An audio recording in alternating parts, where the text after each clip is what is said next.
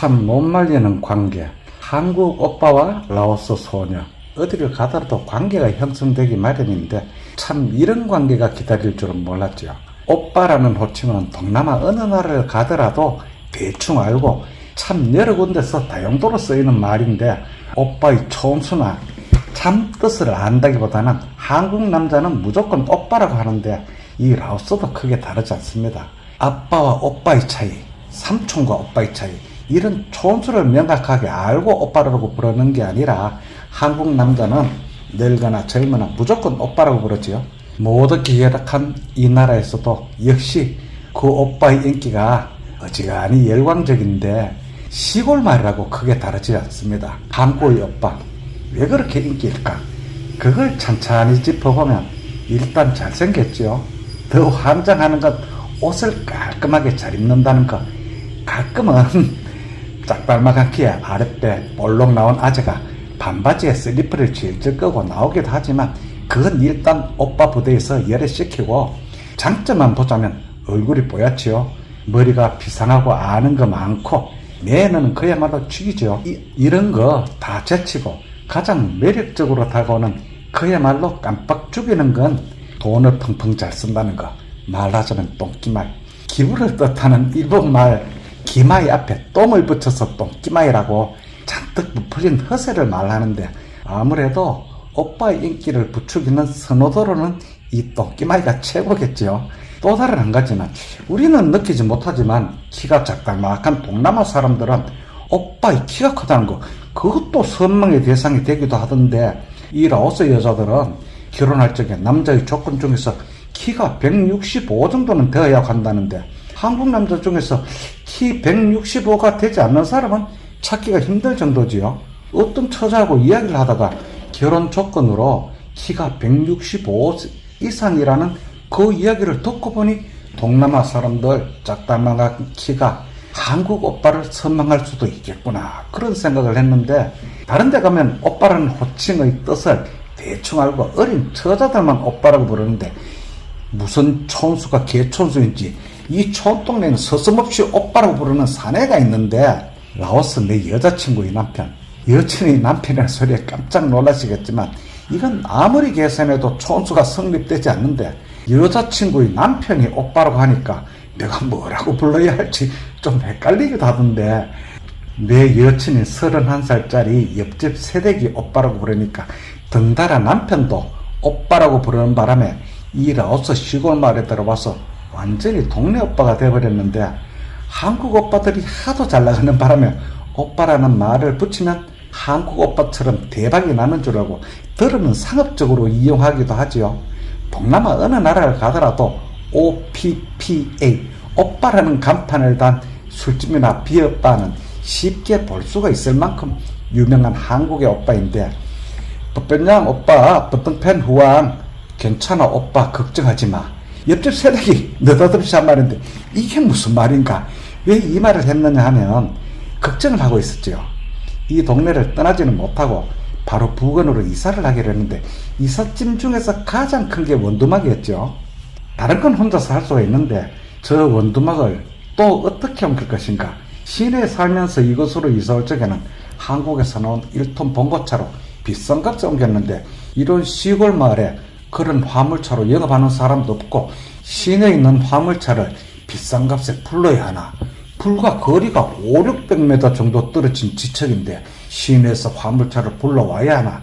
그런 갈등에서 은근히 걱정하고 있는데, 법변양 오빠, 버뜩팬 후왕, 목소리가 낭창하지만 오빠라는 호칭에 어찌되었든 간에 걱정하지 말라는 말을 들으니 순간적으로 기가 턱 트이던데, 이사를 한다고 했을 적에 이미 이 늙은 오빠를 어떻게 도울 것인가 생각하고 있었던 모양인데, 도와줄 게 바로 집 앞에 있는 원두막.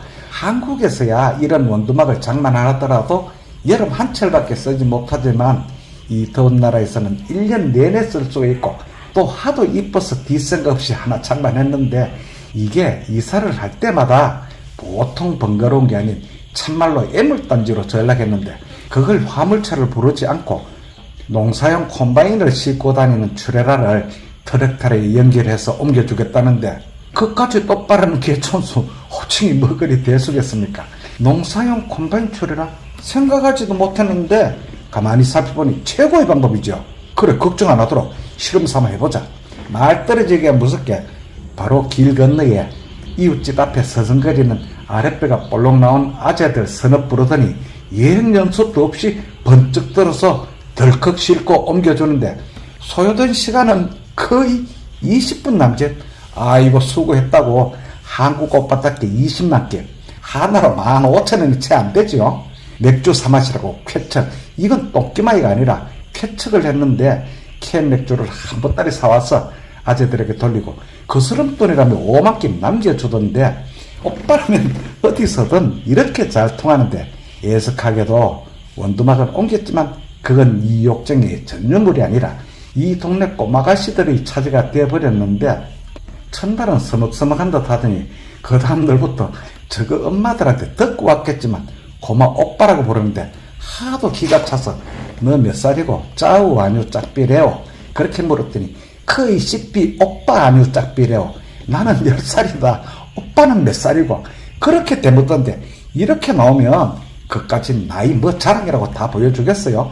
대충 뚝 분질러서 뒷주머니에 좀 꼬불치고 오빠라고 불렀으니까 적당하게 커이 아니우 씹씹삐 고마 나오는 대로 14살이고 했더니 까르르 뒤집어지던데 너 이름이 뭐냐 짜오 써냥하고 물었더니 커이 써 팁 오빠 써냥 내 이름은 팁이다 오빠 이름은 뭐냐 또 그렇게 대묻던데 이 나라에서는 저거 아버지도 이름을 부르는지 꼭 이름을 묻더라고요.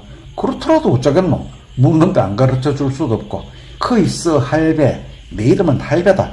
이 욕쟁이는 이런 경우가 생기면 꼭 이름을 할배라고 하거든요. 대가리 씨똥도 벗겨지지 않은 놈이 이름을 부르면 쫄쫄 따라다니면 그거 환장하지요. 저 나라 풍습은 이름을 막 불러도 되는지 모르지만 한두 번도 아니고 그거 계속 들으면 이 나이에 결코 보약이 될 수가 없는데 그런 경우를 하도 당해서 인제는 이름을 할배라고 가르쳐주는데 할배라고 부르면 쫄쫄 따라다니면 그리 거북하지 않거든요. 오빠스 할배 멤버? 오빠 이름 할배 맞나? 그 말인데 발음은 좀 시원찮지만 맞다고 대답을 해주고 보니 이빨이 쪼꼬르고 얼마나 명랑하던지 그 명랑함에 홀랑 넘어가서 돈을 한 장씩 쭉 돌리니 꼬마가씨들 얼마나 좋아하는지 까무러칠까봐 겁이 나던데 이런 동네에서는 돈 구경하기가 정말 힘들거든요. 우리 어릴 적 시골에서 장날이 되어야 돈 구경을 했는데 나하 태태 너 정말 귀엽다 그런 말인데 귀엽다고 했더니 바로 날아오는 대답이 오빠 컸까 그런 말이 날아오던데 그게 무슨 소리냐면 오빠도 똑같이 귀엽다는 말이거든요. 이 욕쟁이가 애들을 데리고 노는 건지 이 꼬마가씨가 늙은 오빠를 데리고 노는지 누구네 집 손녀인지 대답을 하도 이쁘고 찰지게해서 어디를 가도 굶어 죽을 일은 없겠던데 저런 애들 할매 맷돌을 찾아서 나이를 보면 고작 40 몇 좀 될걸요? 아마도 그렇지 싶은데 한국에서 40 몇 살 노처녀를 보기도 그리 드문 일은 아닐 건데 어쨌거나 돈이란 속성을 예측하거나 파악할 수가 없이 그때그때 얼굴이 달라지는 거라서 잘못 내밀면 그건 돈이 아니라 독이 될 수도 있겠지요.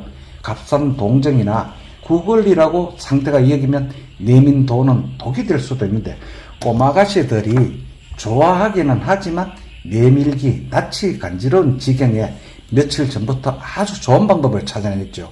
이 오빠가 시키는 일 중에서 가장 좋아하는 게 바로 콜라 심부름을 시키는 건데 오빠가 목이 말라 죽겠다 좀 과장된 표정을 지으면서 콜라 큰 거 한 병 시원함을 강조하면서 시원한 걸로 큰 거 한 병 사오라고 하고는 콜라를 사오면 둘이든 셋이든 같이 한 잔씩 마시고 배가 부르다고 하면서 남은 콜라는 가져가라고 하고 거스름돈을 공평하게 나누어 가지라고 주지요. 해보니 최선의 방법인데 심부름을 했으니 심부름 값으로 줄 명분이 생기니까 낯이 간지러울 일이 없고 엊그제는 식빵에 한국 마요네즈를 발라서 꼬마가씨들한테 돌렸더니 그걸 처음 먹어보는 모양이던데 오늘 또 돌리기로 했는데 그걸 깜빡하고 있었네요. 한국마트에서 산 마요네즈는 냉장고에 남아있지 싶은데 식당 보따리 후딱 챙겨와야겠습니다. 참 아무리 바쁘지만 이 말을 꼭 하고 가야 하겠는데 이 라오스에 오면 가끔 받는 질문인데 까올리 따이 까올리 너아 이렇게 물어보는 경우가 있거든요. 한국은 한국인인데 남한이냐 북한이냐 그걸 묻는 말인데 언젠가 농담으로 북한이라고 했더니 고마 오빠라는 호칭은 싹 거두어서 회수해 가던데 이 나라에 와서 오빠 대접을 제대로 받으려면 까올리 따이 까올리 너아 그건 필수로 챙겨야 한다는 걸 살짝 알려드리면서 못 말리는 라오스 동료오빠 따분한 유배지 일상에서의 청량제 귀에 거슬리지 않으셨는지 곱게 들어주신 선생님들께 고맙다는 말부터 전하고 후딱 댕겨오겠습니다.